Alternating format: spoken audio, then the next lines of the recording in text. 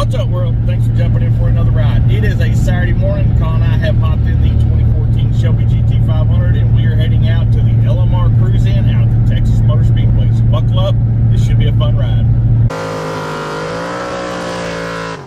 So Colin and I hit the road about 6:30 a.m. this morning, and right now it's about 6:50 or so.